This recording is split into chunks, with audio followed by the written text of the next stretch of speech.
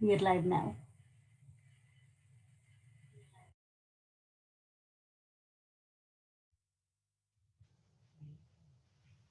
The mayor, you're muted.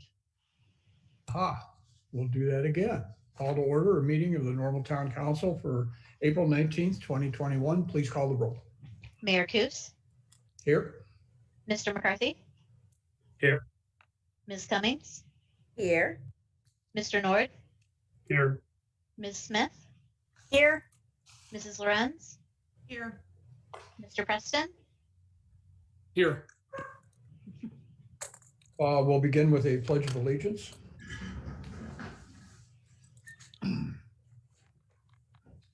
I pledge allegiance to the flag of the United States of America and to the republic for which it stands, one nation, under God, indivisible, with liberty and justice for all. The governor has issued a disaster declaration related to the public health concerns caused by the statewide COVID-19 pandemic. As mayor, I've determined that an in-person meeting is not practical or prudent because of the risk of exposure to the COVID-19 virus stemming from an indoor gathering, and that the remote meeting is in the best interest of the health, safety, and welfare of the council, the staff, and the general public. We have two public speakers tonight. The first is Pat Dullard. If Pat would come in.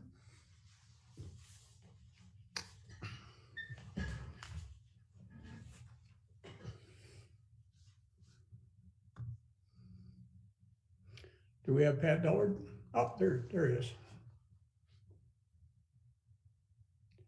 You're on mute, Pat. Good evening, Mayor. Thank you. My name is Patrick Dullard. I'm a resident of Normal. I also serve as president of Friends of the Constitution Trail. I come before the council tonight in support of the Route 66 Kelly Basin Construct Constitution Trail Connection Project. This is an important project for improving bicycle and pedestrian safety for town residents, and that alone justifies the investment. It also brings the trail closer to many more normal citizens. I can attest that the Route 66 bike route brings in users from not only central Illinois, but in fact around the country and yes, around the world. I have personally met trail users from Connecticut to California and from places like Italy and Switzerland. Many other locals have mentioned their interaction with tourists from all over. So yes, this is not only a quality of life project, but also an economic project as well. It wonderfully augments the investments the town has made in our Route 66 historical site, the Sprague Service Station. I'd like to remind the council that when it approved the 1 cent sales tax increase back in 2016, it clearly indicated that some of that increase would go to capital improvement projects within the town. This project was one of the initial projects included in that list. And here we are now with a project that we saved for in a capital investment fund and are ready to implement as a pay-as-you-go project. We also can't ignore how these funds were leveraged to secure a state grant that will fund almost 1/3 of the project. I'd like to commend the work of Ryan Otto and Eric Herbst for developing an outstanding project for your consideration, and I urge your vote to approve it. Thank you very much. Our next speaker is Ron Ulmer.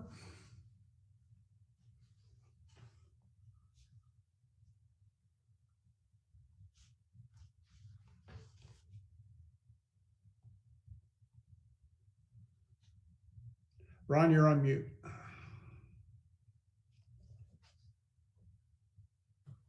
Okay, thank you.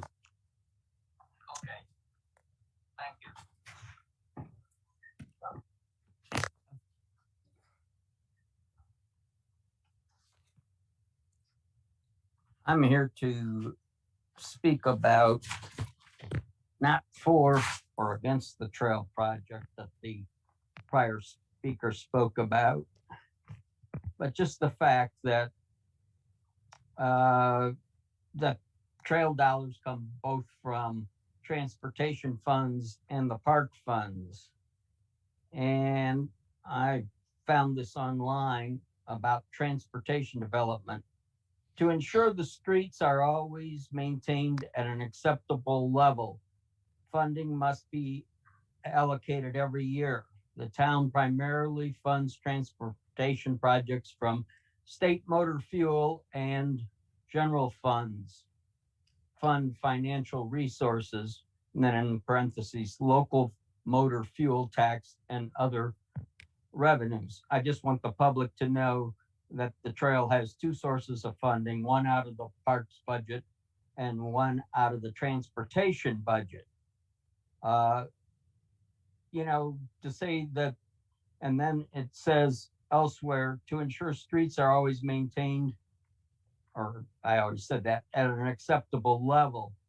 I don't consider the current level acceptable, given the number of potholes and kabumps my car hits when I'm driving.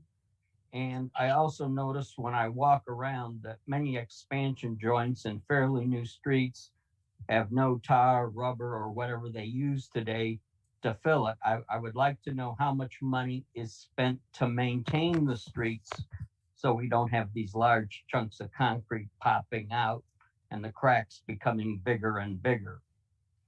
Also, the previous speaker mentioned the Sprague service station. It has been not opened in a year, and a year ago or so or 9 months ago, whenever sometime last summer, I asked the town manager about when it would reopen or what was going on with Sprague service station. She referred me to the Convention and Bureau's service or organization. But it's us taxpayers from the town of Normal that pay for it. So I was disappointed that I didn't receive an answer from the town manager. Thank you. We move to the omnibus agenda items considered routine unless a council member would like to pull an item for discussion, and they would be handled by one vote. Again, unless a council member would like to pull an item. Mr. Nord.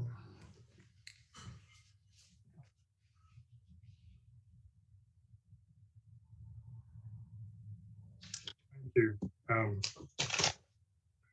Surprised no one else wanted to pull items, but I'd like to pull item A, B, C, E, F, H, and I.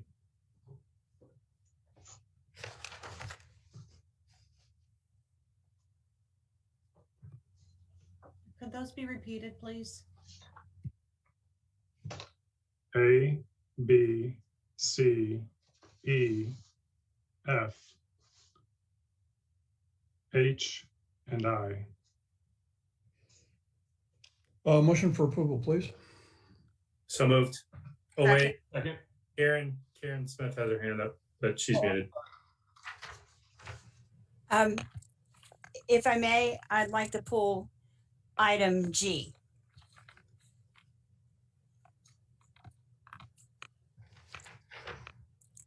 Motion for approval, please. So moved. Second.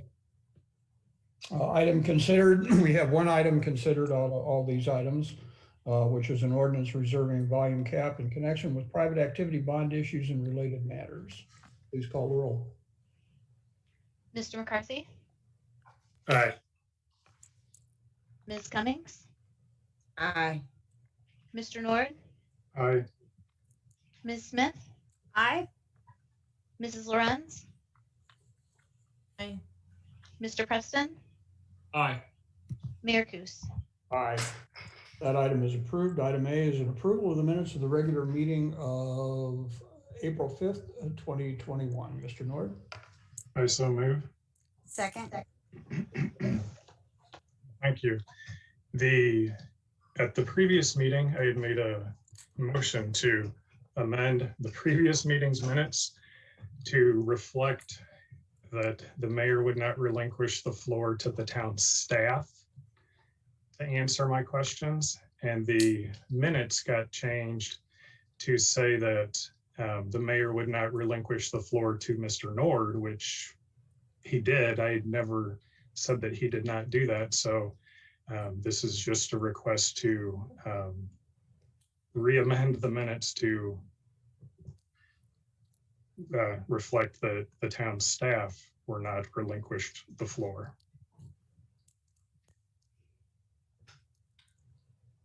Any other discussion on this item? So a motion for approval would include that change. Since, let me say something, since it doesn't seem like somebody's going to raise their hand. If we don't raise our hand, then we're putting into the factual minutes something that did not happen. No, Mr. Nord, I'm saying that the vote for approval would include your change. Please call the roll. Ms. Cummings, Aye. Mr. Nord, Aye. Ms. Smith, Aye. Mrs. Lorenz, Aye. Mr. Preston, Aye. Mr. McCarthy, Aye. Mayor Kus. The minutes are approved. Item B is a report to receive and file town of Normal expenditures for payment as of April 14th, 2021. Mr. Nord? So move. Second. Mr. Nord? Thank you. In this report, there's the Serban reimbursement payment. And when this came before the council before, we were informed that it would be an estimated $215,000. It's 42,000 more is what was paid. And I had spoken with Ms. Reese about, or not spoken, but emailed with her. And just after the calculations, that's what the numbers came to. But when we talked at the last council meeting, we had asked, or I'd asked that the council would get a summary of the calculations before the payment was made, so that we know that, so that we know how much we were going to be paying. And also because it was brought up that the original contract, which a council before myself put in place, said that fringe benefits would be reimbursed. And we've been told by the town staff multiple times that fringe benefits were not being reimbursed. So this is our last time to ensure that the contract is faithfully performed. So I know that this has already been paid. My question is, when will this be audited, or will it be audited by someone to ensure that taxpayers paid no more than what they were responsible to pay? I would assume that would be part of our annual audit, Mr. Nord. Ms. Reese, can you confirm if that's accurate? We can certainly ask the auditors to take a look at it. The calculation was done in coordination with IMRF and with Serban and with our finance staff and our investment advisor. So it's been pretty well vetted, but if council has concerns and fears that maybe we paid Serban too much, we can certainly ask the auditor to take a look at it. I don't know. I would say that's probably not necessary. The auditor wouldn't do that ordinarily. And as a reminder, what we're talking about is the payment. We are reimbursing Serban for the investment they made, basically the equivalent amount of the investment that they made into the Illinois Municipal Retirement Fund on behalf of their employees or over a period of time. And as stated back in January, when we asked council to authorize this refund to Serban, we explained that the refund basically is refunding funds back to Serban. The dollar is coming from the town's general fund because the equivalent amount of dollars is staying in IMRF, and it's just in our pot of pension funds. If council has any questions specifically about how it was calculated or any details in that regard, I can certainly ask Mr. Hune to go into more detail. So if I understand correctly, that means that there were no fringe benefits included in this calculation for this refund.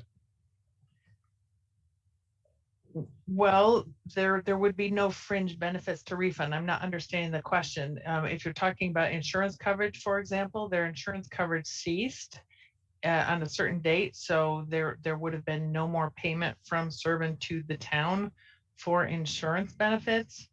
I'm not exactly sure I'm following your question. Okay, so the contract says Servant will pay the town a sum of money equal to the monthly salary plus fringe benefits. So now we're reimbursing costs and we're supposed to be settling things out, because even in the contract, it says at the end, we're supposed to settle all these fringe benefit payments and everything out. Insurance is paid month by month. And so Servant would have paid the employer's share for insurance coverage right up until the end of December. I'm not asking about insurance. I'm asking about fringe benefits. I And don't actually, then this is exactly why I'm requesting that it be audited. So that way these things are looked at and taxpayers are assured, because right now it's very unclear.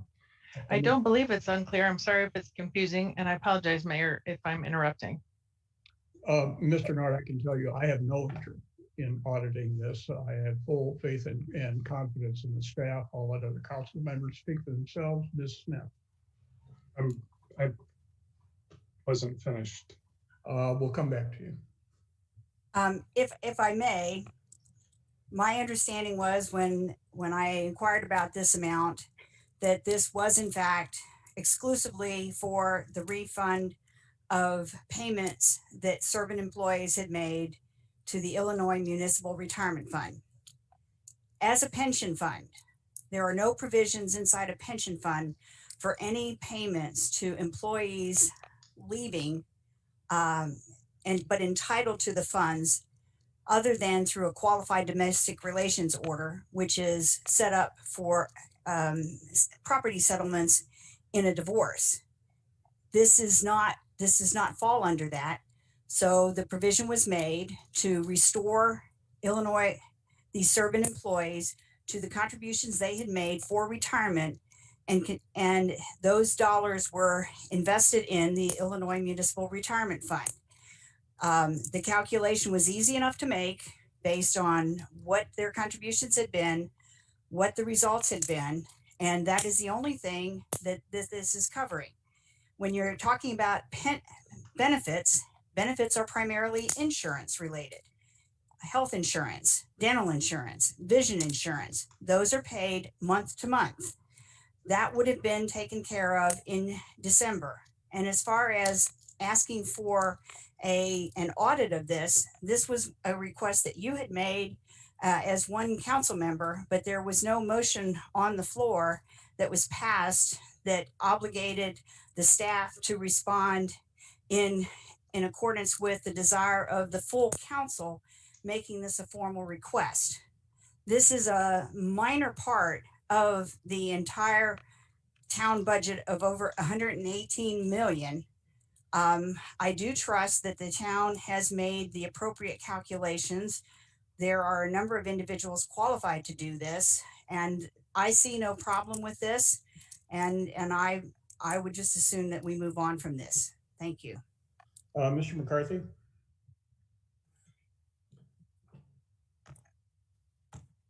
Make sure I'm lowering my hand. Yeah, I don't want to kick this dead horse. Ms. Smith addressed most of what I was going to say. Is that last time we had this conversation, the same thing was stated, an attempt to conflate insurance benefits with pension payments that were made by Servant employees due to Servant employees for their own pension. And so if they leave, the money that they paid in is due them. And I don't know why there'd be any intentional effort to try to withhold that or question if that was actually due to them. That's a pretty sketchy, dicey, seeming unethical assertion I'm really worried about here. But as far as this constant undermining and questioning of professional staff and their capabilities, I think we have trained CPAs and finance professionals and working with our benefit professionals that are quite capable of doing this kind of work, and they do it all the time. And so I have no problem whatsoever that staff is doing this. And I'm quite certain that Serban on their side has their professionals checking our math too, to make sure that what is due their employees is being fully reimbursed, to make sure that their employees aren't getting shorted any of the money that they put in. And so I'm completely comfortable with this. Thanks. Mr. Nord, you had another item you wish to speak on? Well, I was going to finish what I was talking about with this. Now, I did not say we should not pay them their retirement benefits that they put in there. This is something you guys are putting out there that did not come out of my mouth. Mine is recovering the cost of the fringe benefits in accordance with the contract. And the town staff have said we're not recovering that. So therefore we are moving forward and we're going to end the conversation. Doing something different. So I will go on to the next item. If you've got another item you wish to talk about on bills, otherwise I'm going to call a roll. Yes. On this expense report,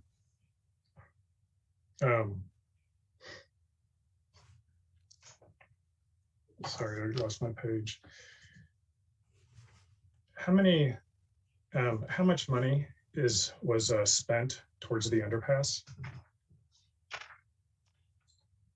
Well, Mr. Nord, I'll flip to that page. I think I shared the information with you earlier. Let me see if I can get there. On page 11 of the expense report, under the capital investment line, it shows a payment to WSP USA Incorporated. That would be WSP Parsons Brinkerhoff, the company that we are contracted with for phase 1 design and engineering of the underpass project. The payment in this 2-week period made to them equated to $85,486.33. Okay, and how much money is outstanding that can be spent on this underpass before an additional vote is required? Staff, don't answer that question. Mr. Nord, we're talking about bills. We're not having a discussion about the underpass. We are talking about bills here tonight. We're not going to re-engage this circular conversation you keep wanting to have.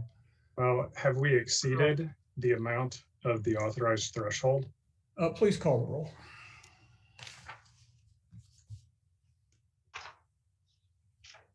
Mr. Nord, No. Ms. Smith, Aye. Mrs. Lorenz, Aye. Mr. Preston, Aye. Mr. McCarthy, Aye. Ms. Cummings, Aye. Mayor Kus. Aye. Report to receive and file is approved. Item C is a resolution approving engagement with McGuire Woods Consulting LLC. Mr. Nord? I so move. Second. Ms. Reese, we'd emailed earlier, and the question that I have that didn't quite get answered was, what specific projects will this lobbyist be trying to get us funding for?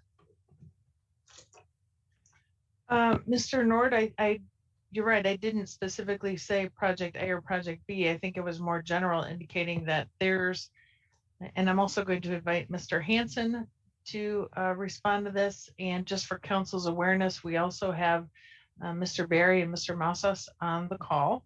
If council has any direct questions of the representatives from McGuire Woods. In regard to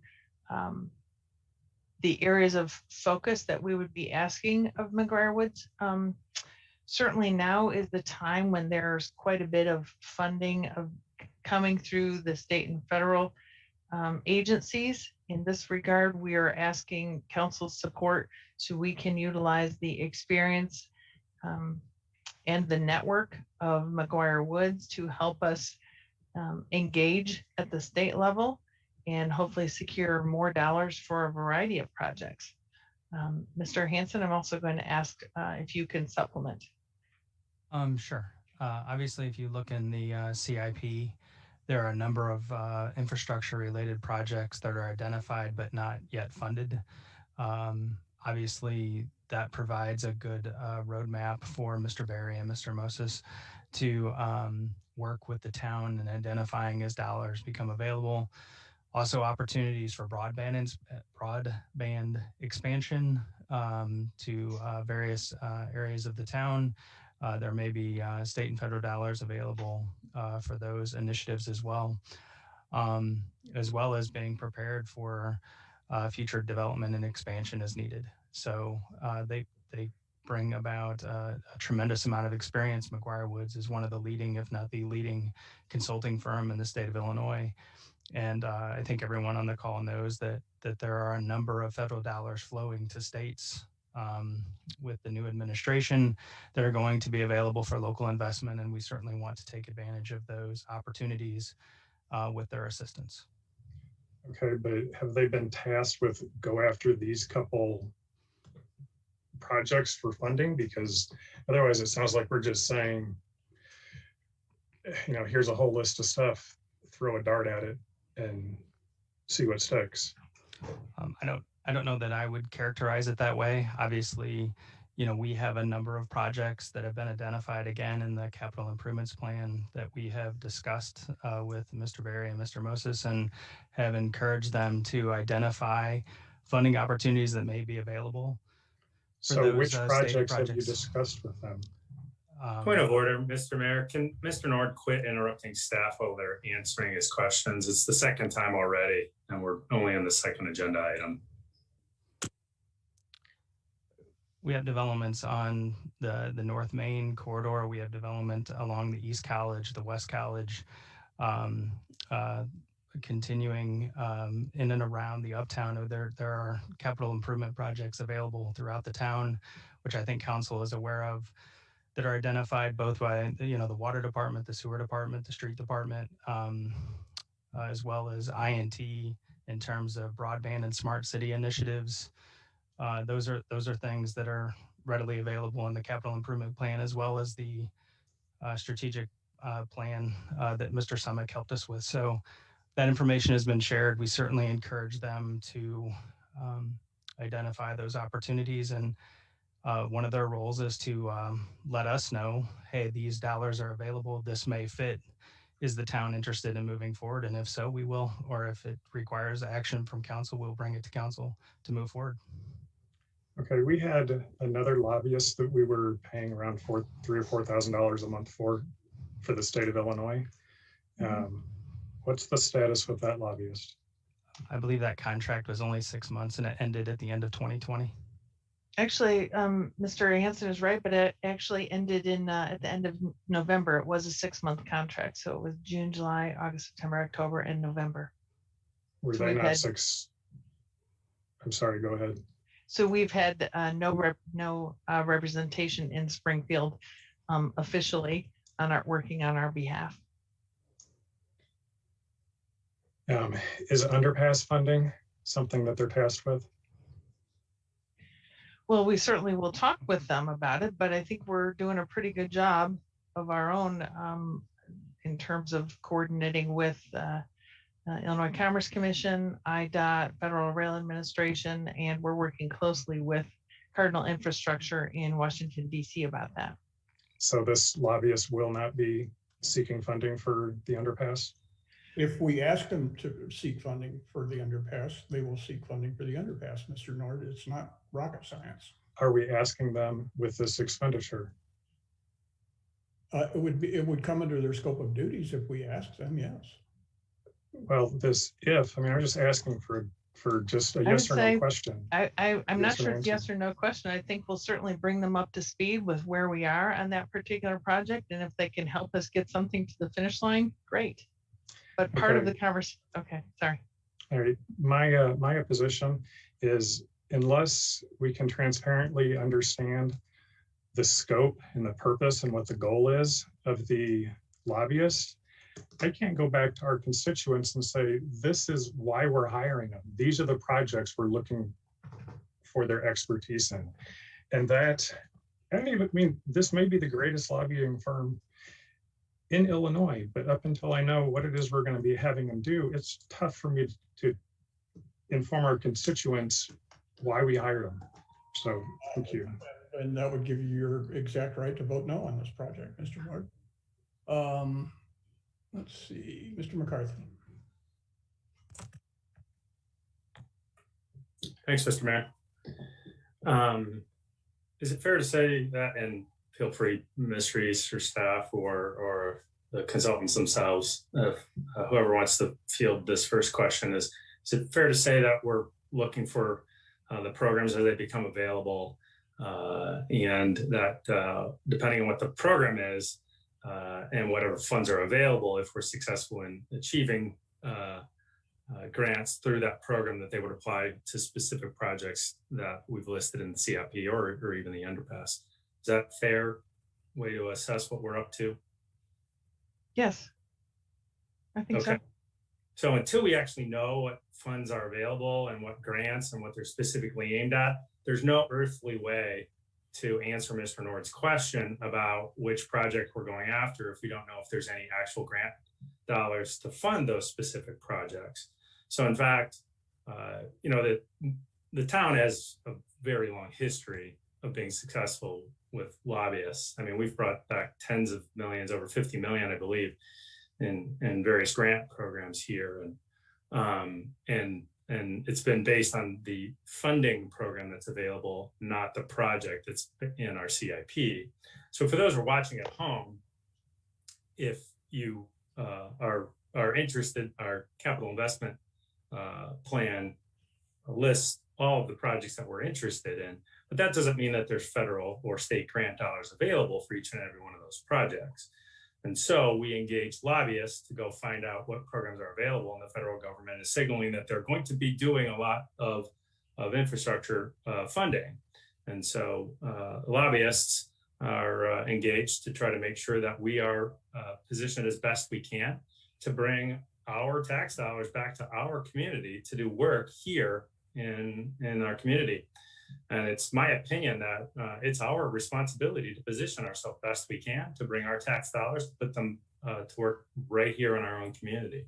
And so I'm supportive of this. You stack all the lobbyist bills together on top of each other, they don't come anywhere near close to equaling the grant dollars that have flowed back to our community. We've gotten a heck of a return on the investment for these lobby services. But to suggest that we decide on what the project is and then go invent a grant program to solve that problem isn't really how it works. I just want everybody in the public to be clear that's really not how lobbying services works. We find the funds and then apply it to those projects that we're looking to try to get done in our community. And if I've misrepresented any of that, Ms. Reese or Mr. Hansen or any of the consultants, feel free to correct anything that I've said if I'm off base at all. Thank you. Ms. Cummings? Thank you. I don't want to overextend the comments that were made by Mr. McCarthy, but I do also want to shed just a little bit more light on I guess I can't say the necessity for having a group like McGuire Woods Consulting for us, especially when we know, one, grants are very competitive. To have them really be at the forefront on our behalf in the very early stages to let us know when these items become available, and be able to identify as they come up to speed what we're working on, which one of our projects will best fit. And that's basically, it's almost in a sense, if you're familiar with grant writing, it's like having someone on staff who does nothing but research grants for your 501c3. And they kind of do that from a standpoint of understanding state grants and what will be available to assist us. So, you know, if you're familiar with grants, you know how this works. Please don't be deceived by circular questions that may confuse you. And this is mostly to those who are watching. What we're doing is we're asking a group to come in and help us identify what's available that we can bring back to our community and be useful. And so we have to be supportive in making sure that we are able to do the things we set out to do in our capital investment plan. And as we've stated before, there are things that are not marked as knowing where those funds come from. And some of that is the underpass. And so This is in the ways in which we go out and find those additional dollars. And so I am supportive of us having them. I'm looking forward to having this new consulting group and to see what they're able to bring to our community.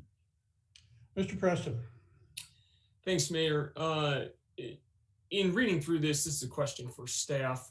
It seems as though to me that the scope is pretty similar to what we had arranged with Turing Strategies in the past, who did our state lobbying and kind of managed those efforts. I would assume that Turing would have been interested in continuing the relationship past the 6 months that we approved. Is that accurate, or is there a reason why the town thought it was in our best interest to move away from that relationship and into McGuire Woods, where maybe McGuire Woods is more suitable to fit what we're looking for at this time?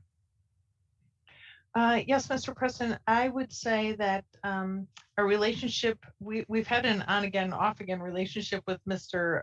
Camus from Turing Strategies, not simply because of any problems with the services he provided, but just because we had times when we decided to use a lobbyist and times when we didn't. So we've used them on occasion, we've not used them.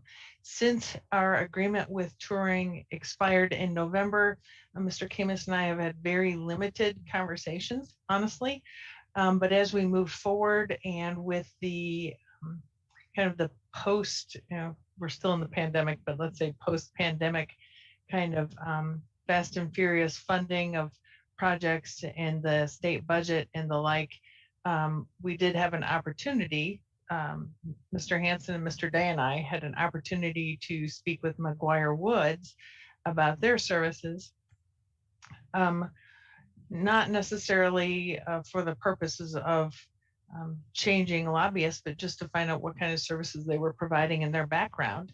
And we found them to be what we think will be a great fit moving forward under this current environment, primarily because of their background and their experience.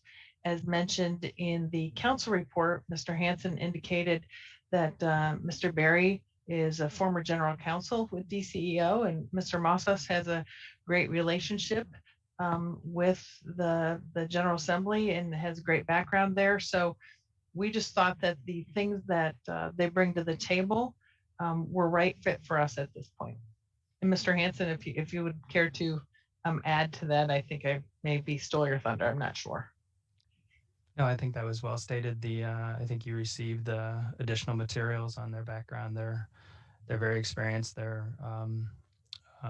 think they're the right fit for us at this time, especially given the needs that we have and the opportunities that are out there with dollars flowing to the state in support of local investment. Yeah, well, thank you. No question if federal tax dollars are going to flow through states and into communities one way or another, I would like them as much as possible to flow through our community. So I think this is money well invested, as has been proven by others that we've hired in the past. Thanks. Please call the roll. Ms. Smith, Aye. Mrs. Lorenz, Aye.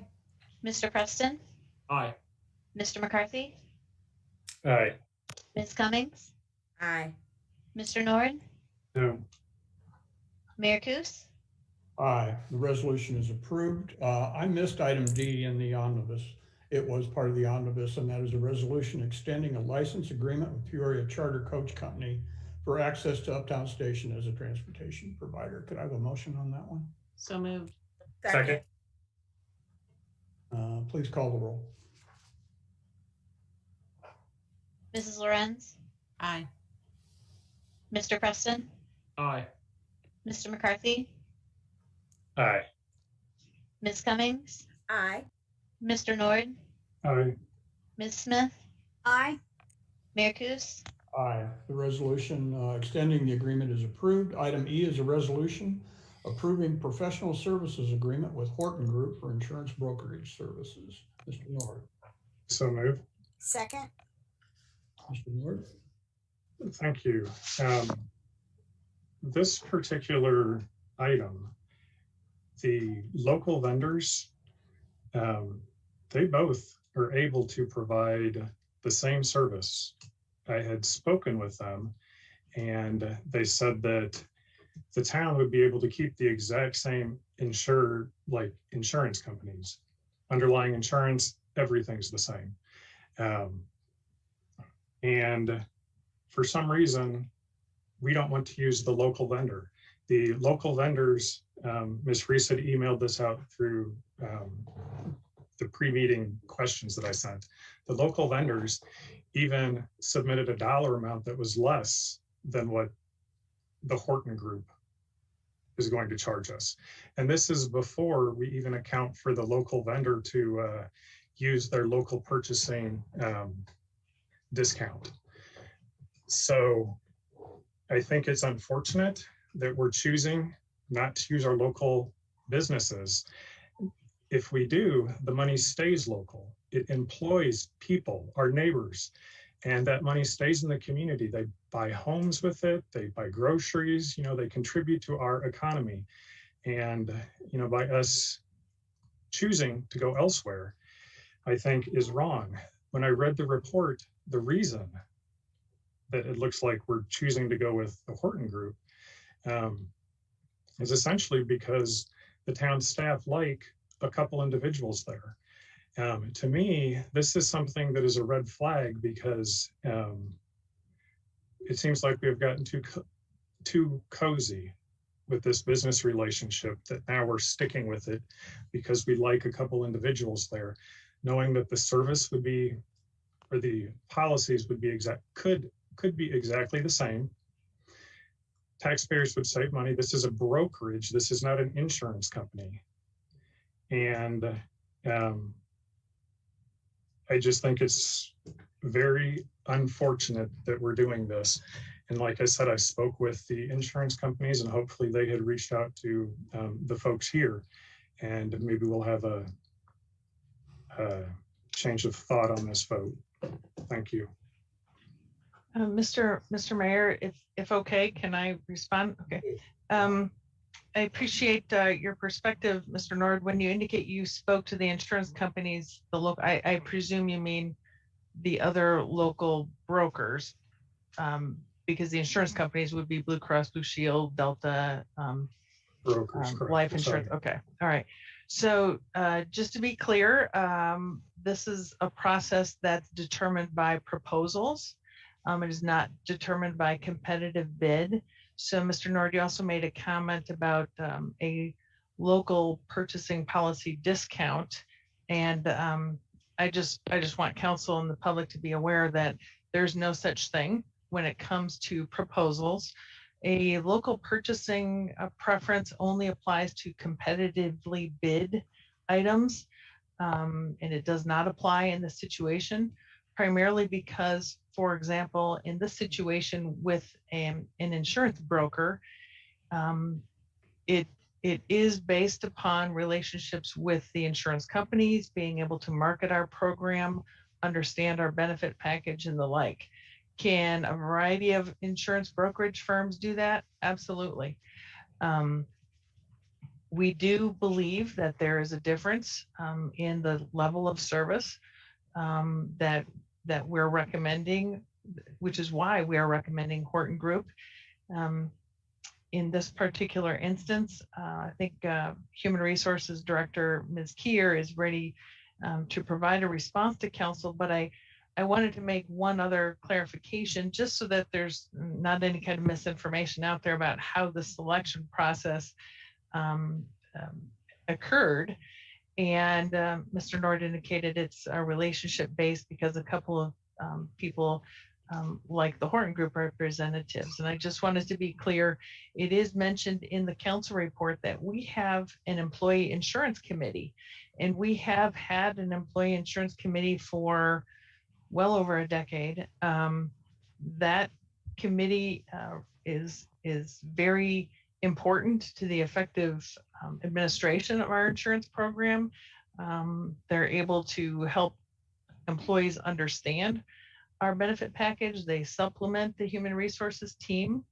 As council recalls, we have a very lean, mean HR department. We only have 4 people in human resources, and for an organization our size, that's pretty small. So we do rely on a lot of assistance from our insurance broker, and as well as the employee insurance team. Ms. Keir indicates in her council report that the selection committee was represented by 10 departments. So it wasn't simply the HR director or the assistant city manager or the city manager who basically says, hey, we like Horton Group, so let's pick them. I just wanted to clarify for council on how the selection process actually occurred. And I see Ms. Keir has started her camera, so I'm going to, if council is okay, Mayor, if you're okay, I would like to maybe have Ms. Keir explain the selection process, perhaps. Let me get council comments here, and then we'll Sure. go back to that. Ms. Smith. Yes, I would be interested in Ms. Keir explaining what the process was, if you would, please. And then I've got some comments and some questions. Mr. McCarthy? Sure. I'm also interested in the process explanation, but I'm more concerned. You know, this is again Mr. Nord's involving himself in the acquisition of services and proposals here by choosing to talk to just a select few of the people that are involved. You know, he's speaking directly to active proposers during an active agenda item, and then coming into council and attempts to influence the council to vote in favor of people that he's talking to. This again raises suspicion that Mr. Nord is somehow attempting to arrange backroom dealings, or not saying that you are or this is, but it's certainly raising the suspicion when you go to talk to only a few people and involve yourself in a process that is designated for staff to be doing. Point of order. To be doing. And point of order. This is Order, Mr. Nord. My point of order is Mr. McCarthy is not talking about the merits of a vote, but instead making accusations as to my reasoning for something, which is not what a council discussion is supposed to be according to the rules.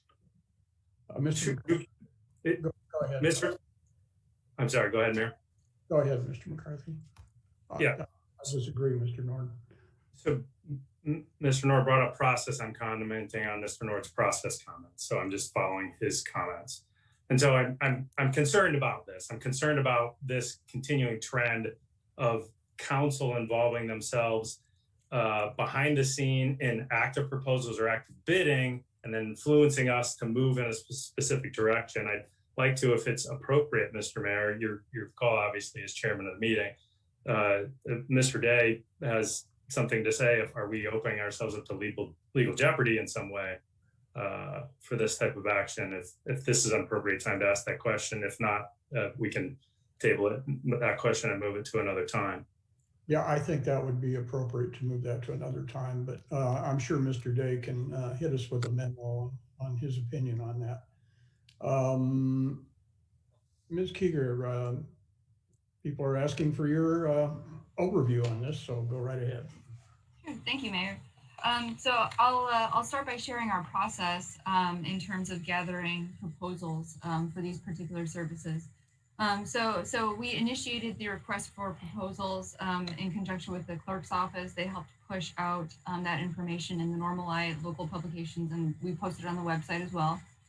I did email a whole host of local vendors, folks who had contacted us in the past and said we're interested in learning more about working with the town. So we did email a host of local vendors. And in response to that request for proposals, we did receive 5. We reviewed all of those proposals, and we did ultimately invite all 5 of those respondents to sit with us for an interview. Us being the Employee Insurance Committee, as City Manager Reese noted, the committee is very active. It's made up of employees from across functions, from across the entire town in all departments, divisions. But it's a group with a lot of working knowledge regarding our benefits package, so they're very useful to have at the table. So we conducted interviews with all 5 groups. Some of those were local, some were not. Following those interviews, we did a debrief meeting with the entire committee. And I will note during that debrief meeting, the goal of HR staff was to be in kind of listen mode. So we took detailed notes. We tried to gather feedback in an unbiased manner from the committee, and the committee unanimously agreed that their recommendation was to continue with the Horton group for broker services. I will just touch really briefly on some other items as well, if it's okay, with the council. As City Manager Reese mentioned, there are some services that that any broker service should be able to provide. I think what influenced the recommendation of the committee more than anything was that Horton's really able to provide that next level of service regarding the diversity of their staff. They've got, what I would refer to as a deep bench, in that they've got credentialed wellness professionals, underwriters, benefit technology specialists, others. And with our agreement with Horton, we would get access to all of those specialists who have firsthand knowledge of our plans. They're able to react quickly and expeditiously. They do not have to seek outside counsel or a third party to help with things like underwriting, actuarial assistance, things like that. One other thing that I'll mention for the council, something that we have historically been really proud of has been our wellness program. I will share that when pressed for additional information, all of the vendors, including the local vendors, we did not feel that we received a level of information with a level of specificity that led us to believe that there would be a robust wellness program offering that would be in the same ballpark as what we received from the Horton group. We've really excelled in that wellness space for many years, so we're looking to find a broker that really kind of leads us in that innovation. So that's just a little bit more detail on what led us to this recommendation. Happy to provide additional clarity where it's helpful. Ms. Smith, back to you. Yes, and so I appreciate that, and appreciate the insights into just the range of involvement in the selection process, and some of the distinctions that staff made in arriving at a unanimous decision that they favored the one broker firm over another. And despite a contention that price is the sole criteria that we should be focused on, I think State Farm might disagree, because I don't think they necessarily offer the lowest priced insurance products, because companies can choose to compete on price, quality, and service.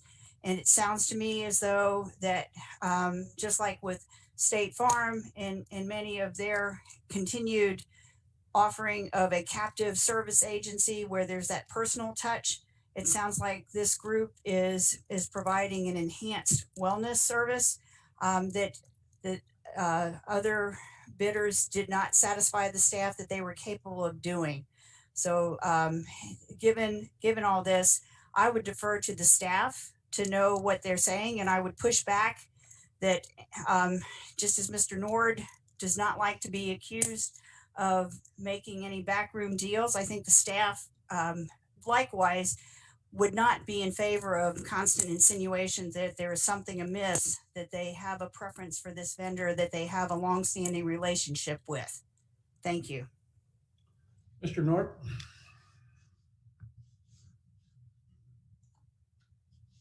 Thank you. Just to clear the air a little bit, I didn't know the town was even looking into this service until the council packet came out. By that point, everything is public knowledge. So for any accusations of doing things underhanded, sneaky, is just absolutely creating conflict where there should be no conflict. But anyway, as far as the wellness provider goes, as the insurance companies said, we could have the same exact provider. I mean, we were just here at the council meeting a few months ago talking about the wellness program. That was a new vendor that Horton had come and found. So, you know, I'm just not buying that. And, you know, Horton, I don't know how big a group Horton is, but when I asked the local providers, you know, is there a servicing difference? They said, well, for any insurance product that they have, you know, the insurance company, they've got experts, just as Horton would use experts. And, you know, they just would reach out to them for things that are outside of their area of expertise, because they are the broker, just as Horton is the broker. Yeah, within the staff write-up, it says staff has been impressed with the level of service and responsiveness by Mike Wojacek and Beth Ishmael. I think I probably butchered those names, but that those are two of the primary Horton Group consultants for the town. Well, you know, this is that relationship that brings a big red flag, because how do we manage succession planning when we rely so much on relationships with these outside companies that we have no experience being able to switch companies and taking things and removing some of the reliance on just particular individuals within a company. And again, I just think it's an insult to the folks that pay for this entire council, this entire government, for our town staff to say, we don't like dealing with some of our insurance companies in an insurance community, and we want to go with folks outside of that area. We are not, I guess, essentially it's just saying that we're too good to deal with the folks that live in our own community. Ms. Lorenz. Unmute. Lower my hand.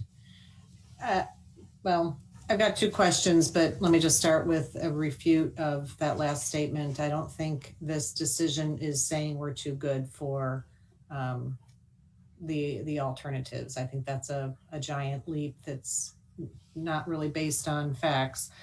So let me go to some questions I have on facts. Probably Ms. Keeger could address these, or Ms. Reese. First question, does this employee committee that represents 10 or so departments have regular communication with Horton, or would you characterize them more as users of the product? I would characterize them more as users of the product, and I might even go so far as to say they're super users. We rely on the employee insurance committee to kind of help push our message, push things like, you know, open enrollment, please, you know, open the benefits emails that you receive that maybe you wouldn't otherwise receive. They're sort of our eyes and ears, I would say, on the ground for issues that may be troubling employees in terms of benefits, or, you know, if they have experience with a benefit, say a wellness program event that we put on that has been particularly successful, we rely on them for feedback. So that's the majority of the meetings, and generally the employee insurance committee is meeting with the human resources staff. Okay, so if they're more users and not necessarily liaisons to the Horton management, I think that kind of punches a hole in the thought that perhaps there's a cozy relationship between the committee and Horton. So they're being more users, and it's not in any way meaning that they particularly like any of the employees of Horton. So that's reassuring. My second question is, there is about a $300 a month difference, is that right, in the between this one and what might have been a lower bid? So that's $3,600 a year. You've already alluded to the fact that this proposal from Horton has a better offering on wellness. So can we look at, you know, what is this extra $300 buying us? What's the value that you would place on a robust wellness program? cost benefit, are we getting our $3,600 worth? Ms. Sorens, that's a good question. That is an exact question that those of us here in administration had with Ms. Keir when we talked about this recommendation. We truly believe that there is a cost benefit to, and when we looked at the cost benefit analysis of paying an additional $300 a month, we believed that the relationship with the wellness program and the understanding of where we would like to head with our wellness program certainly can justify that additional $300 a month, $3,600 a year, in addition to the ability to have, I believe Ms. Keir referenced it, the deep bench at Horton, who can address problems and supplement our staff when necessary, because we're a small department. Ms. Keir, you had some other talking points in this regard. Would you like to supplement? Yeah, certainly. And particularly, thank you for teaming me up, Manager Reese. Part of what I wanted to share was that, particularly where it comes to wellness, I think that's a good place to kind of get a real world example of what we mean when we talk about Horton's Bench. They have a completely separate wellness team that's available to us. We work with a couple of individuals specifically that all they do is work on the wellness arm of our benefits package. It's not to say that local vendors, don't play in the wellness space as well, but they're really doing different sorts of things based on the conversations that we had. So I do want to mention Mike Wojak and Beth Ishmael of the Horton Group were actually able to join us, and they are a part of this call. And I know that they would be more than happy to respond to any questions if the council has those as well.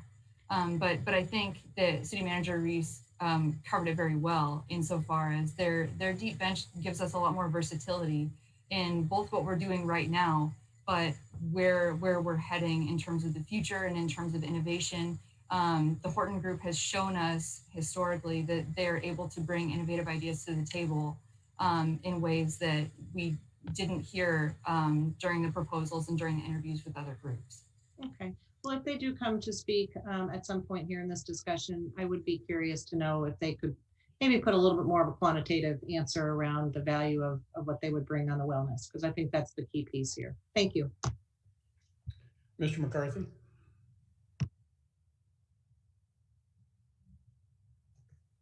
Yes, I just wanted to clear and up and restate.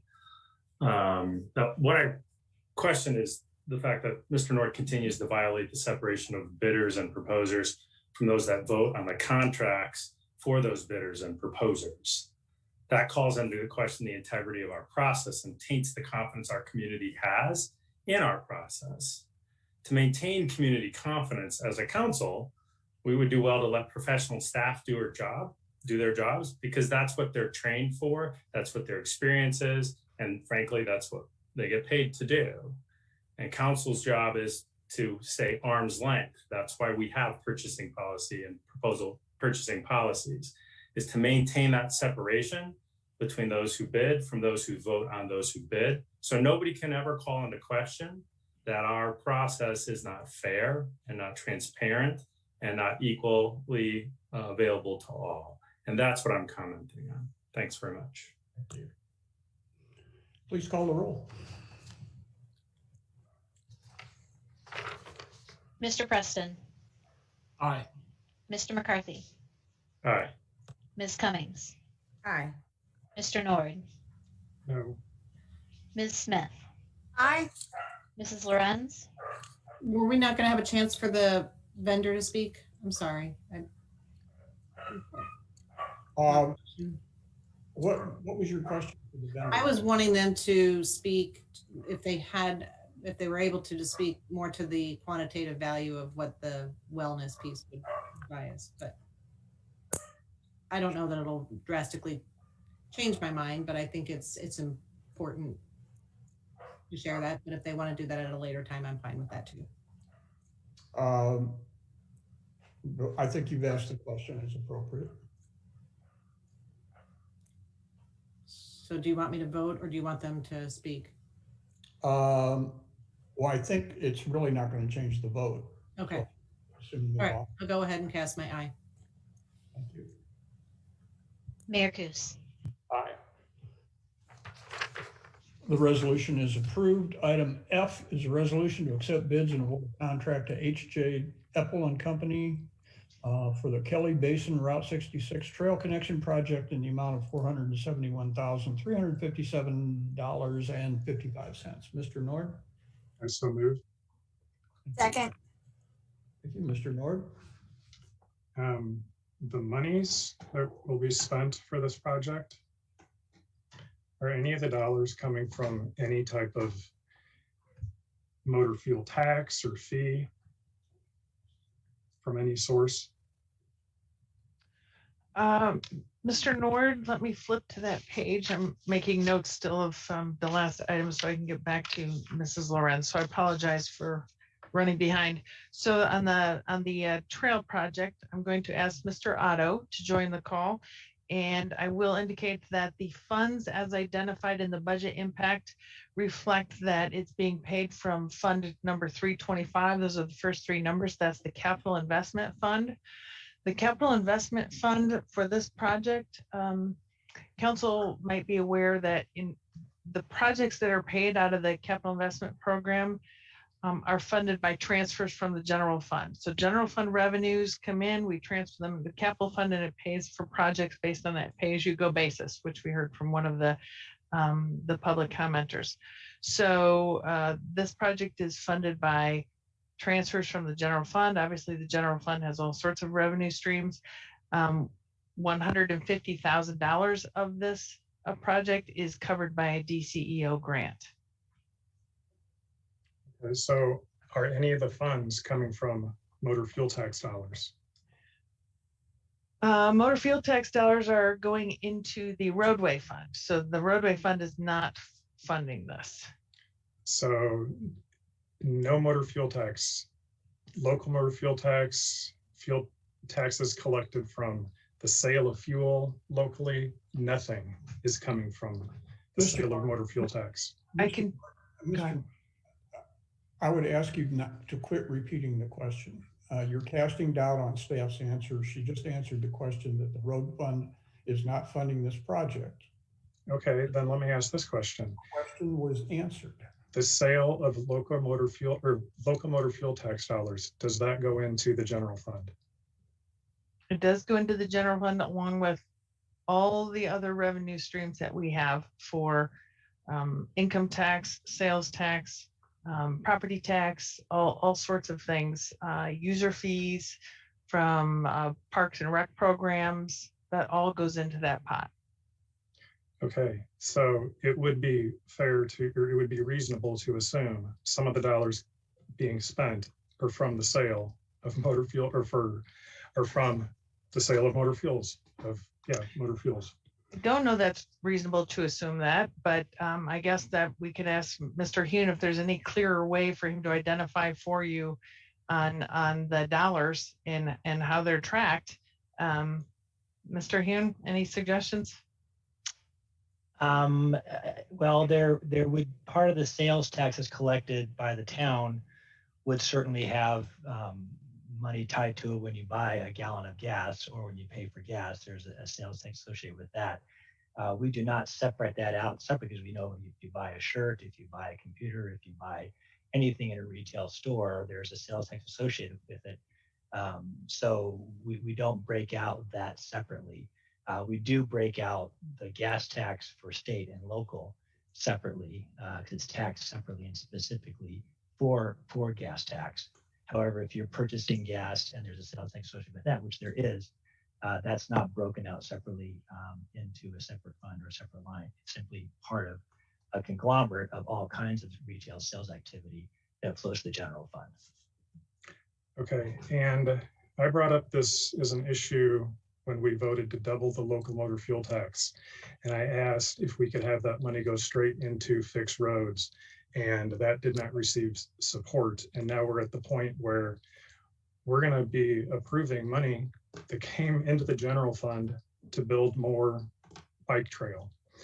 And our roads are not in great shape. Mayor, what does this have to do with the topic? I'm lost on, we're suddenly talking about motor fuel tax, and this item has nothing to do with motor fuel tax. So why are we talking about motor fuel tax goes into the general fund? And Mr. Nord, I add us a point of order to the mayor. It's his job to rule. I would agree with your point of order, Mr. McCarthy. It has been shown that roadway dollars are not going into this project. And I'm not asking about roadway dollars. Ms. Reese has already said that local motor fuel tax money, and Mr. Hune has said that taxes collected from the sale of local motor fuel could easily be going into this.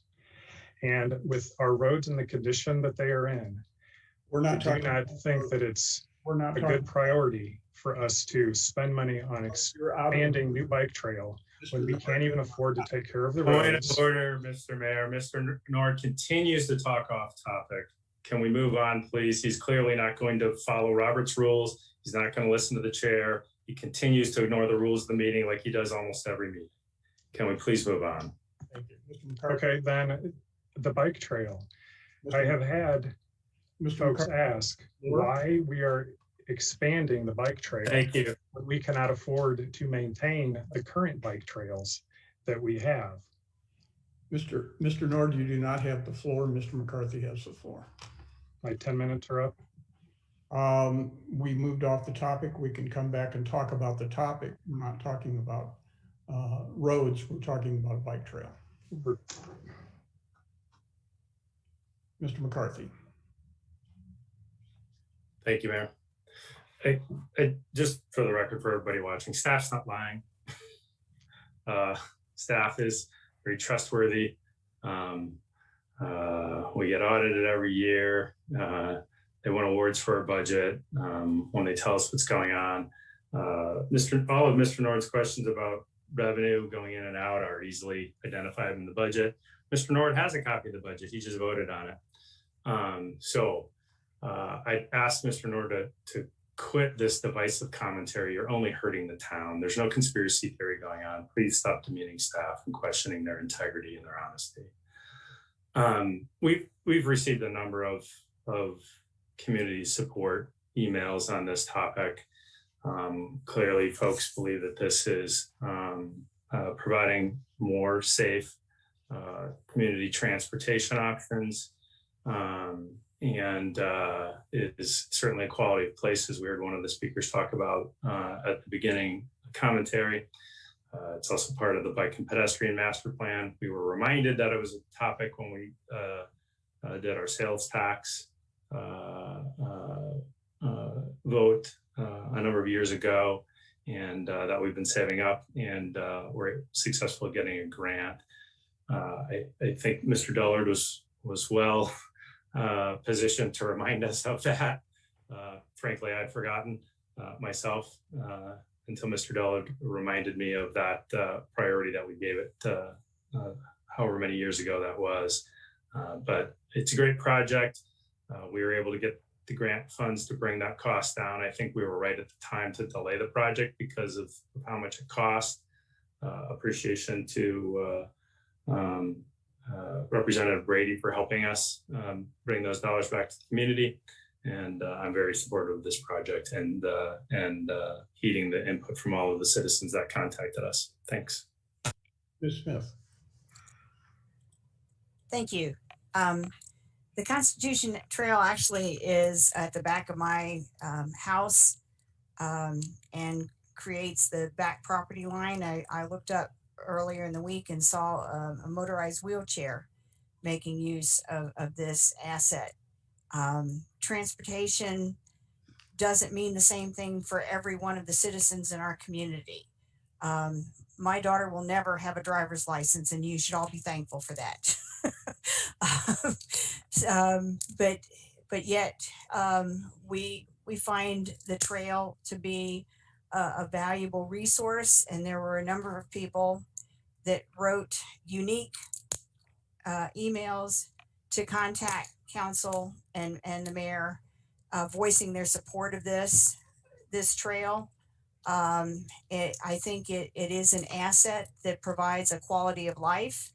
And it is transportation for some citizens.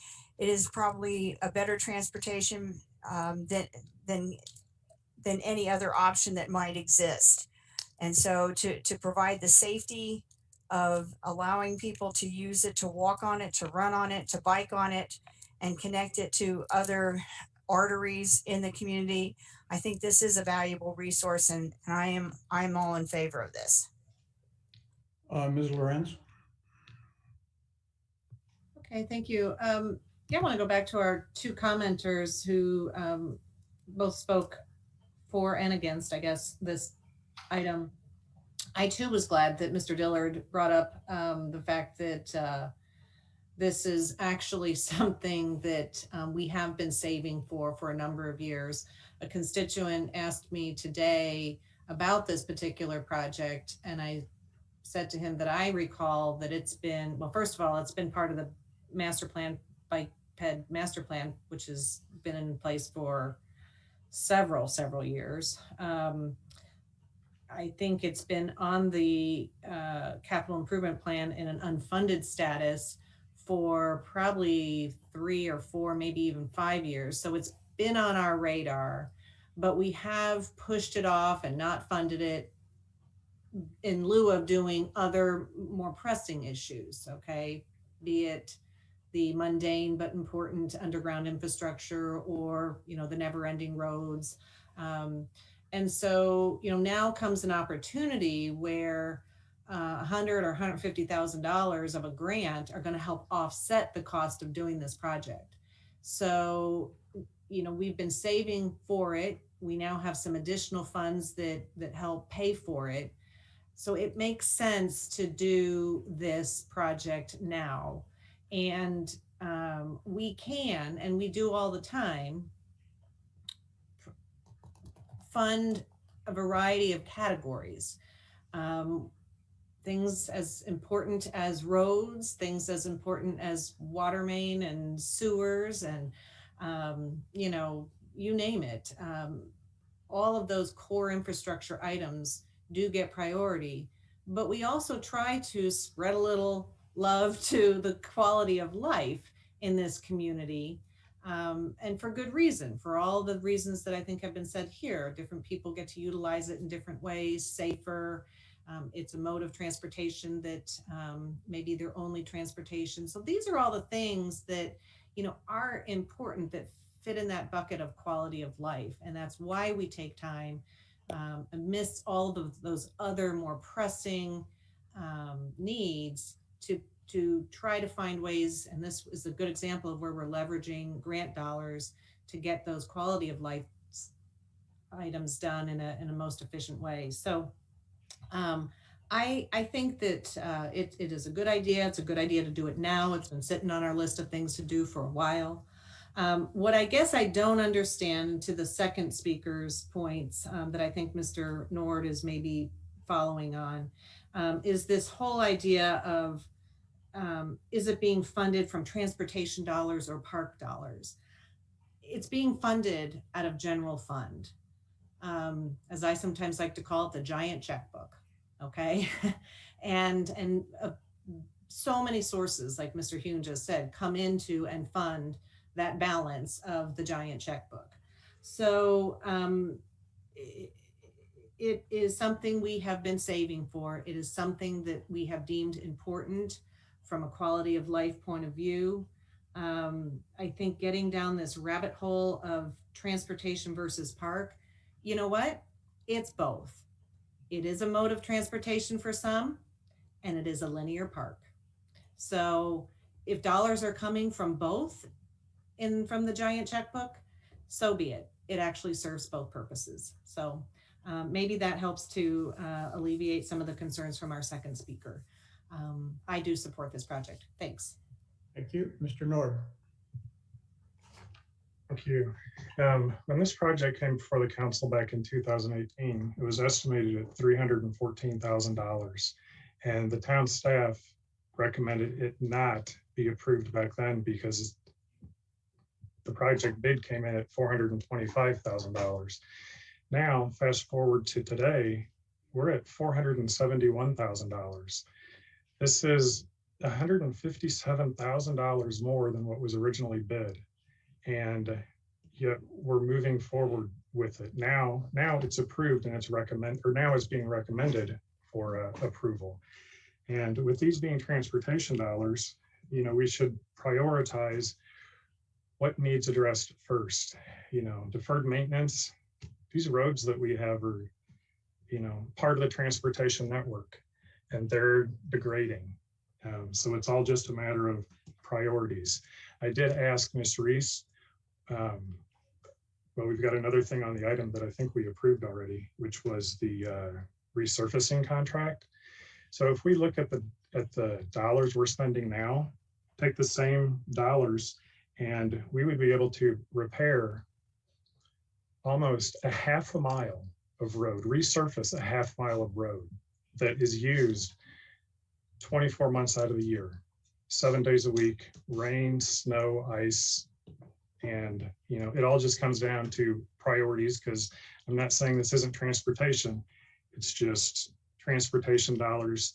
We need to prioritize them. And I don't know if anybody looked at the map as to where this route goes, but we approved for a bike lane to be put on Shelbourne that goes out to Route 66.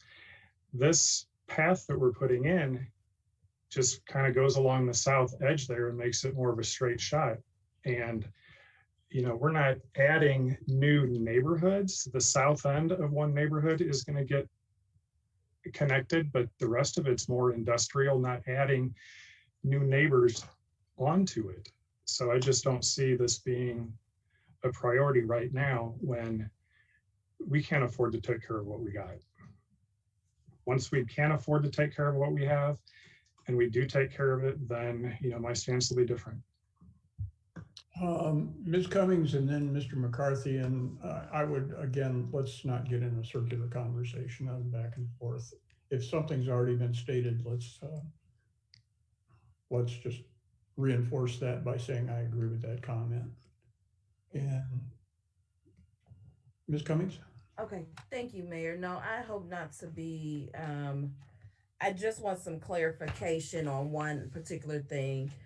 Because I think what is being missed is that we do have a grant, if I'm understanding correctly, for this. And with a grant, there's certain stipulations. And what is the timeline in which we need to have this done? I see the 150,000 from the DCEO. Because I know a lot of times also that'll depend on whether or not we do a project. A lot of times there's a time limit in which it must be spent or the project must be started. In this particular case, are we up against a deadline? Or what's... Mr. Otto, I'm sorry to interrupt, Ms. Cummings. Mr. Otto can explain the timeline for the grant. Thank you, Ms. Reese. The current deadline to have all monies expended for this grant is June 30th of 2022. So we basically have about a year to get it done, but our intention is to get it done this fall, because typically spring weather is not conducive to this type of construction. So it makes sense to do it in dry weather. That's also why we're proposing to start the project in July. Just a little better timing, hopefully save us some cost on subgrade repairs and things like that for the trail. Okay. So that kind of clarified some of the choosing of the timing in which we're doing this and the necessity of making sure that we're using this particular grant in which we put towards this particular project at this time. And I think that answer, by you saying that and giving that full explanation, answers my second question. So I thank you, and I am in support of this item for the evening. Thank you. Please call the roll. Mr. McCarthy. Aye. Ms. Cummings.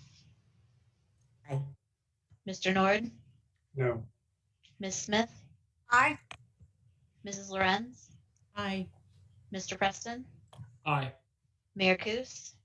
Aye, the resolution is approved. Item G is a resolution to accept bids and award a contract to road construction, a division of United Contractors Midwest for the 2021 motor fuel tax street resurfacing project in the amount of $1,951,965.50. Mr. Nord? I believe this was my item. Oh, I'm sorry, Ms. Smith, you're right. Thank you. So I move this item. Second. Second. Since there has been the discussion about roads, if I could have, is it right, Mr. Otto, who could speak to just for the record, I know it was in the council packet, the stretch of roads that will be included in this and the total lane miles that this is taking care of. Thank you, Ms. Smith. The total, I don't have the total lane miles. More accurately, we typically do center line miles for our roadways with motor fuel tax projects, and that is approximately 1.75 miles of center line. What's the distinction between center line and lane miles? So is that, is it for the road, it's all the way to the curb then? The center line would be curb to curb improvement. So we take both directions into account. The reason we don't do lane miles is it's a bit subjective on when one lane starts, when one lane ends. The state likes us to track center line miles for these types of projects. So we can estimate the number of lane miles and get that to you, but I just don't have that in front of me right now. So, but some of these dollars are going for a 2-lane stretch of road and some of it might be 4 lanes? Yes, ma'am. For instance, Rab Road in sections is 4 and 5 lanes wide. Gregory, for instance, is primarily 2 lanes wide. So there's a variety of different widths of streets. Normal Avenue is 2 lane, but also includes parking. So it just kind of varies street by street depending on what it's used for. Okay. But could you just read off for those who might be listening, the streets that are included in this funding? Sure, my pleasure. We have West Rab Road from Constitution Trail to Bradford Lane. That's on either side of Main Street. We have Bradford Lane from Miles to Rab. We have Gregory Street from Parkside to Cottage. Bowles Street from Main Street to University Court. Northville Avenue from Willow to Sycamore. And Normal Avenue from Locust to Gregory. And Ms. Reese, were some of these roads sections that citizens had been complaining about leading up to the most recent election? Yes, Ms. Smith, that is true. We have received complaints. In fact, I want to point out that one of the sections that Mr. Otto has planned on, and that would be the West Rab Road from the Constitution Trail leg out near Heartland Community College and the ISU Horticulture Center, that section of Constitution Trail, all the way east to Bradford. That was brought up in discussion by some Heartland Community College students. And so that was interesting, or ISU students. I remember we had a conversation with the students who thought that section of road needed attention. And we had some good conversations with them last year. And so we're happy to report that that is on our priority list for this year. Okay. And these are state fuel taxes? Correct. It's the state motor fuel tax. Thank you. Mr. Nord? Thank you. A question regarding the Rab Road project. Prior to the students contacting the town, was that section identified to be repaired this year? Mr. Otto, you can respond directly. I think a section of that was on your list, and then you went out and did a further assessment of that road. Would you care to supplement? Certainly, Ms. Reese. We inspect our roads once a year to determine our program. Each year it kind of varies depending on the condition, the deterioration rate we're seeing, sort of the location that project is. In this case, we ended up adding the Bradford Lane section. That's the section that is the primary entrance for Walgreens. It made sense to pick up that piece while we were right in the neighborhood. But that road is experiencing quite a bit of traffic and some deterioration. So we ended up adding that as part of the project once it was determined that we needed to do Rab Road. So the program itself wasn't developed until probably November. We start driving streets and looking at that. And as we've talked prior to tonight in various conversations through the budget, we're looking to have a more long-term prioritization project. So we're looking to develop that list of streets that we can look out, 2, 3, 4, 5 years, and not only have that list available so that staff can be programming those and designing those, but it also allows us to have a little better coordination with sewer repairs, water mains, things like that. So it's a work in progress, and we're working steadily to get that done and be more proactive with our determination of what streets we're going to resurface. Sure, thank you. But I guess my question was, when the students got involved, was the student involvement one of the key reasons that the section from Main to Constitution Trail, I guess, west of Main Street, was their involvement a key component as to why that's getting fixed this year instead of when it was scheduled at some point in the future? As I mentioned, we don't have a schedule right now. We're looking to develop that. The decision was not made at the point we had those conversations with the students, so we didn't have any roads in the program at that point. So certainly, when we had the conversations with them, we discussed timing. We didn't know, we couldn't commit to any type of timing. So we evaluated that in our normal process. And based on that and the inspection and the condition, it certainly warrants attention this year. Okay, I mean, I'm just trying to see if we can give the kids credit or the students credit for helping push this along. I mean, really, did the students help? Sure. Okay, Yes. Thank you. Ms. Smith.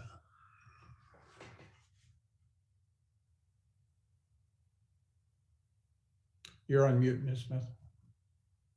Thank you. I just wanted the clarification that as with the cameraing, the filming of the sewer system and other infrastructure projects, the town is trying to be proactive and developing that rating system. And we're still in the process of that, correct? That's correct. Yes, that is an ongoing project. We hope to have more to bring to you later this fall. With the results of that, we are just getting started, completing our scoping with the consultant that will be doing those evaluations, and then that work should be taking place basically through the summer. And then this plan is to bring us into the compliance with a central grading system in use across the state, then, correct? It will be a central compliance system similar to those used by the city of Bloomington and McLean County. The state of Illinois actually uses a slightly different version of pavement rating than we plan to use. Different states have different rating systems, but we plan to develop a system that's in step with what the city of Bloomington and McLean County are doing. Okay. So that we match up well with them. Thank you. You're welcome. Mr. McCarthy? Thanks, Mayor. Thanks, Mr. Otto, for all the helpful information so far. And I was going to ask a question on the rating system. Ms. Smith already covered it. But I just want to kind of draw our attention kind of back up to the macro level here.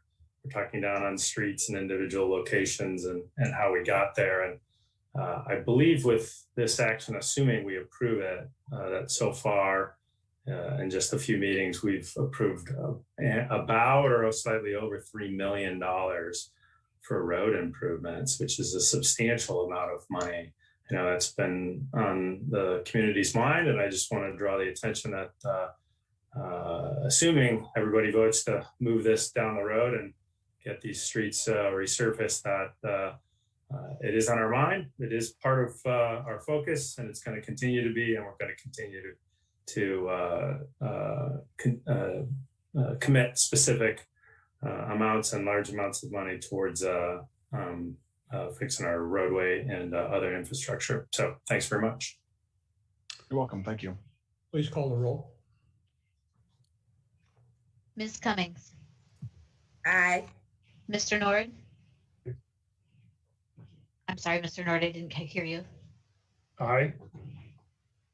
Ms. Smith, Aye. Mrs. Lorenz, Aye. Mr. Preston, Aye. Mr. McCarthy, Aye. Mayor Kus. Aye. Resolution is approved. Item H is a resolution to award the bid and approve contracts for well number 21, Division A, to Brodsky Well and Pump, and Division B to Stark Excavating. Mr. Nord? I so move. Second. Mr. Nord? Thank you.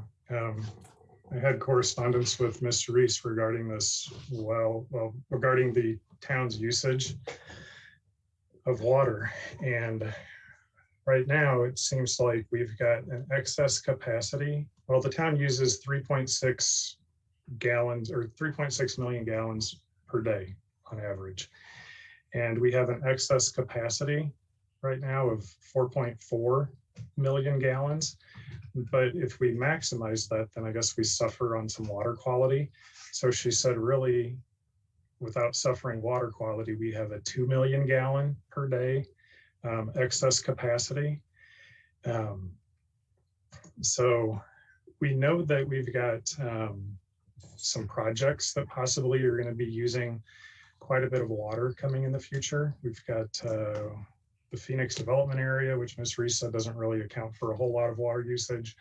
Developments don't really use a lot of water, but like a manufacturing plant like Rivian, we're extending water service out there, and then we hear that they're doing a big development west of there. My question is, knowing that we've got these projects that are potentially coming before us and these users, the sizing for this pipe or for this well, does it account for that potential usage in the design? Well, I'll ask Mr. Burkhart to join the conversation. Certainly, we'll respond to how we're recommending replacing this, basically this new well, this new proposed well will replace 2 existing wells. In terms of the sizing of it, I'll let Mr. Burkhart respond. Yes, thank you, Ms. Reese. We really can't determine the size of a well. We don't have any say in it. It's really a matter of the water that's available in the ground. It kind of tells us how big of a pump we can install in it. And that's part of the drilling process. They'll drill the well, they'll put a test pump in it, check the drawdown levels on it at various flows, and then that will decide what size of pump we put in there and how much water we can utilize out of this well. The write-up said that we're putting in a 20-inch well, and that there were some test wells put in place. I mean, do we know that the capacity is going to be at least greater than what we currently have in those areas? Yes, that was identified in the council report with our expected, the amount that could be pumped from that new well. Mr. Burkhart, can you identify that it was X number of gallons per minute? Yeah, so the base bid asked for pricing for a 400 gallon a minute pump. So that's what we believe we can get out of it. If it ends up not materializing that kind of capacity, there was deductive alternates included. So then we could downsize the pump to, I believe, a 300 gallon a minute pump and a 200 gallon a minute pump. The size of the casing, that 20-inch pipe that you're talking about, that's kind of irrelevant to the capacity of the well. We choose to kind of oversize that casing when a new well is drilled.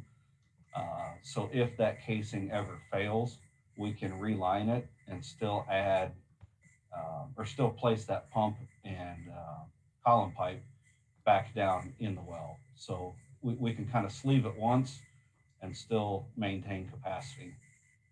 That has happened to one of the wells that has failed. It's been sleeved once and it no longer can be repaired. So that's one of the reasons why it's has seen reduced capacities. Okay, but increasing from our current flow rate of like 80 to 300 or whatever, does that put us in a better position to be able to meet the needs of, say, Rivian if they choose to hook in? Yes. Yeah, we would be potentially replacing two 60 to 80 gallon per minute wells with hopefully one 400 gallon per minute well. So yeah, we will gain that increase in our capacities. Okay, and based on these projects that are before us, is this going to be enough flow to meet that demand?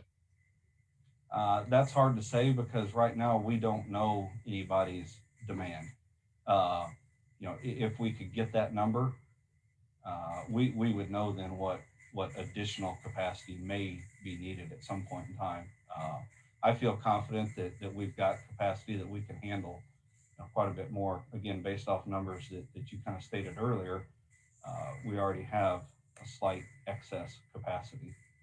Well, and Mr. Burkhardt, I guess I'll indicate, you know, when we're talking about our average daily consumption was 3.6 million gallons, I believe you referenced, Mr. Nord.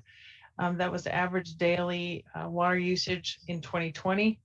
You know, to go up a couple million more gallons per day is a pretty significant increase. That would be like a 50% increase in population.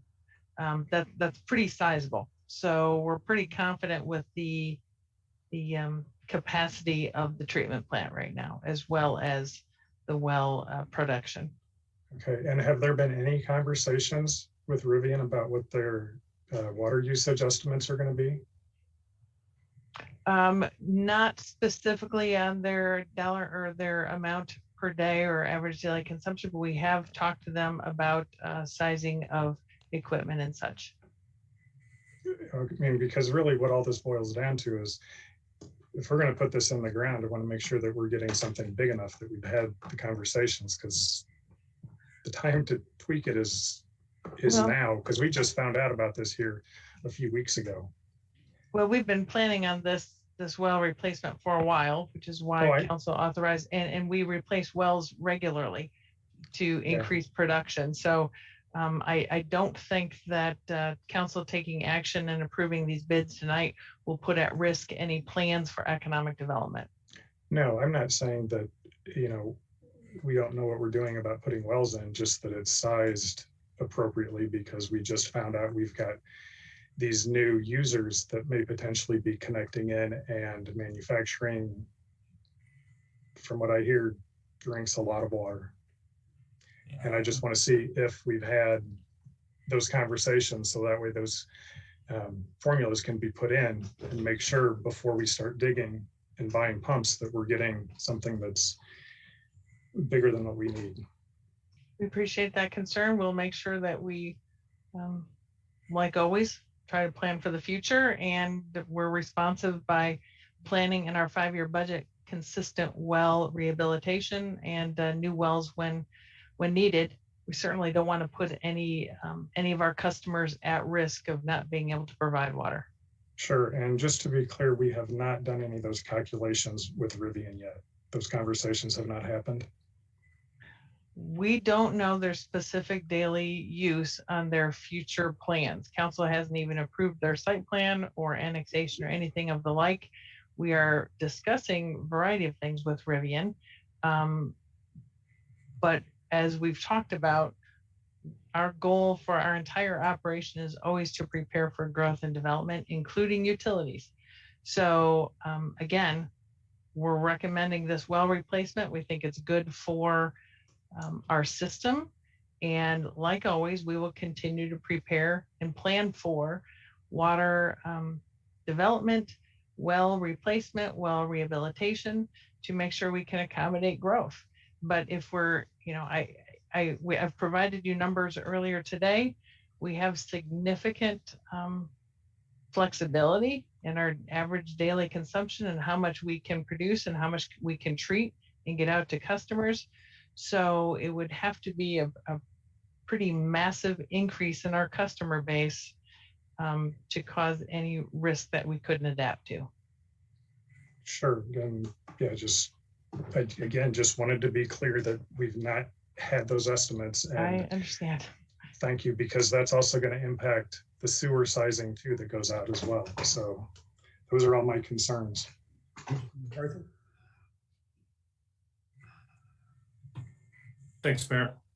I guess this is probably for Mr. Burkhart, but maybe Ms. Reese or both of you. So if I understood your explanation, Mr. Burkhart, it's been a while since I've done a deep dive on a well conversation. well over a year, all puns intended. It gets worse from here, I'm sure, the puns. So mute him. The well is going to tell us what it's going to deliver, right? And we're going to pick the pump based on how much water flow is there. Did I understand that correctly?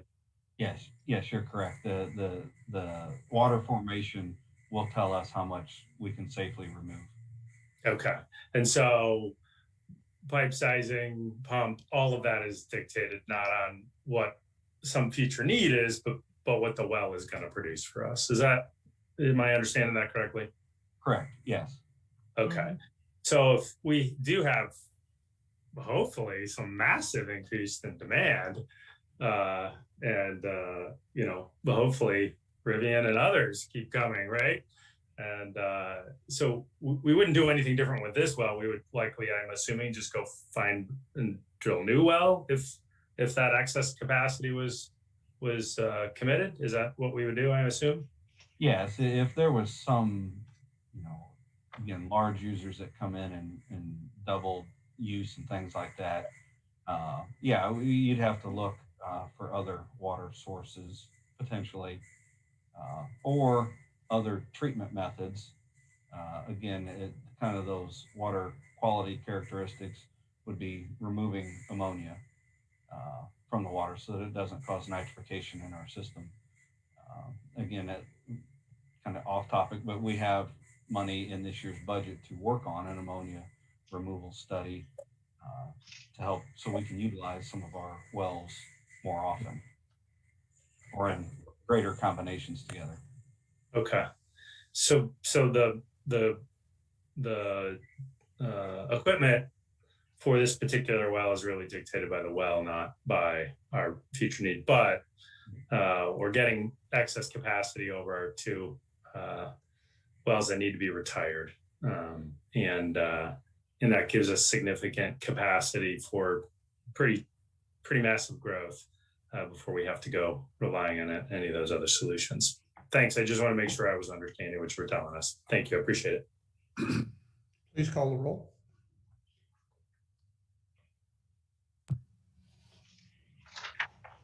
Mr. Nord. Aye. Ms. Smith. Aye. Mrs. Lorenz. Aye. Mr. Preston. Aye. Mr. McCarthy. Aye. Ms. Cummings. Aye. Mayor Kus. Aye. That resolution is approved. Item I is a resolution to award the bid for the rehabilitation of clarifier number 1 to G.A. Rich at a total cost of $228,500. Mr. Nord? I so move. Second. Mr. Nord? For this upgrade, will this meet the additional capacity that we're going to be adding to the system? Mr. Burkhart? No, this upgrade will not affect capacity in any ways. It's just rehabilitating existing equipment that's in here. That equipment has some issues right now, and it's getting it replaced and upgraded to new. Yeah. So I think if I could jump in, sorry, Mr. Nord, I think Mr. Burkhart's indicating that the clarifiers, this is one of 2 clarifiers. We're asking council to authorize the rehabilitation of one of them, which is the smaller one, typically used in the winter months. increased capacity of or water production from the new wells, the previous agenda item, is not impacted by this this clarifier. Both the two clarifiers will be able to accommodate the water production. So by bringing this one online and doing whatever work we're approving, it will be able to meet or treat the additional flow that's going to be coming from the new well. Is that accurate? Kind of. I mean, this clarifier has a capacity of X. Again, we generally run this in the summer or winter time, as Ms. Reese stated, when our capacity is lower. It does not have the capacity of our larger clarifier that we typically run in the summer when we see larger demand. This equipment's capacities are irrelevant to the well capacities. We run the wells based off of daily need, daily demand. So one day daily demand is down, you may shut a well off. For the next week, demand may go up as it gets hot out. People watering, washing vehicles, filling pools, you turn an additional well on. So that capacity then is, the well capacity is gained. The treatment plant capacity, or the water that we treat, is again based off of those daily needs. Okay, then maybe I should rephrase my question. If a big manufacturer comes on and uses all the excess capacity water that we are able to provide, will our treatment system be big enough to accommodate that? Yes. Thank you. Please and call. that's without, I'm sorry, and that's without adding like another clarifier. Depending on what consumption, again, what that increase is. Yes, this small clarifier has the capacity of 4.5 million gallons a day. Again, that's why we run it in the wintertime. Our large clarifier has a capacity of 9.6 million gallons a day. Okay, thank you. Please call the roll. Ms. Smith? Aye. Mrs. Lorenz? Aye. Mr. Preston? Aye. Mr. McCarthy? Aye. Ms. Cummings? Aye. Mr. Nord? Aye. Mayor Kus? Aye, the resolution is approved. We have no general orders or new business tonight. That concludes our business. We have also no public speakers. Is that correct, Ms. Hunter? Yes, that's correct. And before taking a motion for adjournment, are there comments or concerns? Ms. Cummings? Thank you. Real brief, I was just given information today. The last meeting we spoke, we talked about the computers for the people. And right now, that particular event is canceled at the moment. I will be having some additional conversations to see how we can make sure we can have that event here in our community to be able to offer computers to those who need, to residents who need them. But the issue is that the group that was handling this particular event had events within the last prior 2 weeks and they ran out of inventory. So we will be trying to look for inventory so that we can get those computers in our community so that everyone who needs access to a computer has access to a computer within our community. Thank you. Thank you. Ms. Lorenz? Righty, thank you. My council concern is just to follow up on kind of a loose item from our discussion around the employee benefits and the wellness program services provided by Horton, and just a reiteration that at some point that city manager feels it's appropriate. I would be very interested in learning more about the wellness program and the kind of the quantifying value of that. It's usually they have presented on this in the past, and it's usually rather quite fascinating and positive, and I'd like to be able to hear more about that. So thank you. Ms. Smith? 2 public service announcements. The SOAR, the Special Opportunities Available in Recreation, their summer program registration information is now online, and registration opens on May 6th. They are taking registration online and by mail, but they are not doing in-person registration. And they are offering opportunities for both in-person events and virtual events.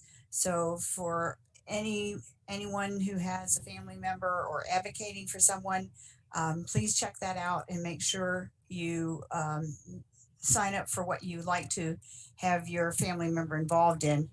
And secondly, on Friday night, the 23rd at 7:15 p.m., the Not in Our School and Asia Connected ISU is hosting a vigil to honor and celebrate Asian American and Pacific Islander lives.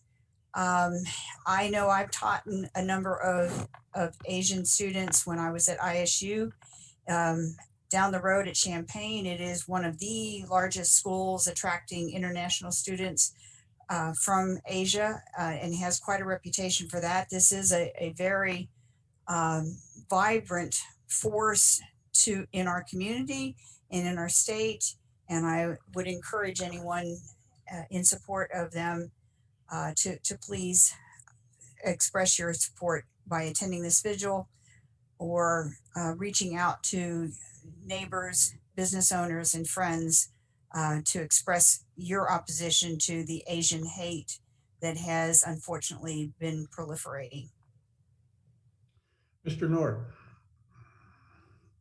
Thank you. We just made a final payment we just ended our relationship with Serban tonight. And for those that aren't aware, that's a private company that the town had allowed their payroll to be funneled through the town, and that led to this private business to be able to let their employees receive access to the pension system and taxpayer subsidized fringe benefits. I'm glad that that is over and behind us now, but I would like us as a council to pass an ordinance or discuss passing an ordinance that will not allow other companies to funnel their payroll through the town, because doing so discriminates other businesses that may not have that friendly of a relationship with decision makers in the town to allow their businesses to let their employees receive the same taxpayer subsidized benefits that other companies are not able to do. So I look forward to us having that on the agenda to prevent this from happening again. Thank you. I would just clear up that there was a misstatement in your comments there, Mr. Nord. The taxpayers did not subsidize any involvement with Serban. That was any dollars that were paid into the pension system and the insurance were paid by the employees. Mr. Coos, you made this into, or Mayor Coos, you made this into a discussion, but we even just talked tonight that the fringe benefits were not reimbursed, they were subsidized. Just clearing up a point, Mr. Nord. Mr. McCarthy. Thanks. I was going to begin with that is just to level set for everybody who's watching. Serban reimbursed the town for employee benefits every single month. So Serban paid for the expenses related to their employees, 100%. Two things I wanted to mention. One is this past weekend, the Children's Discovery Museum hosted their annual Doctors in Concert. It was the second virtual event, and we took it in again, and kudos to Director Beth Wisman on a phenomenal job being creative and taking that online and finding a way to continue to raise funds and bring dollars into the Children's Discovery Museum in a safe way that everybody can enjoy, and even during a pandemic. So kudos to Ms. Wisman and her staff for that. Also, I wanted to point out, if for those who hadn't seen, the Chicago Tribune just did an article on Rivian, and recently CNN did an article on Rivian, bringing an amazingly significant attention to the town of Normal, and CNN calling us out specifically. The ongoing positive ripple effects of what Rivian is doing to the positive exposure of the town of Normal is incalculable. And I'm so happy that we decided as a group to support them coming to our community. And I don't know that we could have dreamed up the scenario that's playing out in our community right now is any more positive. But if you haven't had a chance to go read the Trib article or the CNN article, they're out there. Trib article just hit in the last couple of days, but go give it a read. It's pretty favorable and pretty positive about the town of Normal. Thanks. Motion for adjournment, please. So moved. Second. Please call the roll. Mrs. Lorenz, Aye. Mr. Preston, Aye. Mr. McCarthy, Aye. Ms. Cummings, Aye. Mr. Nord, Aye. Ms. Smith, Aye. Mayor Kus. Aye. We are adjourned. Thank you.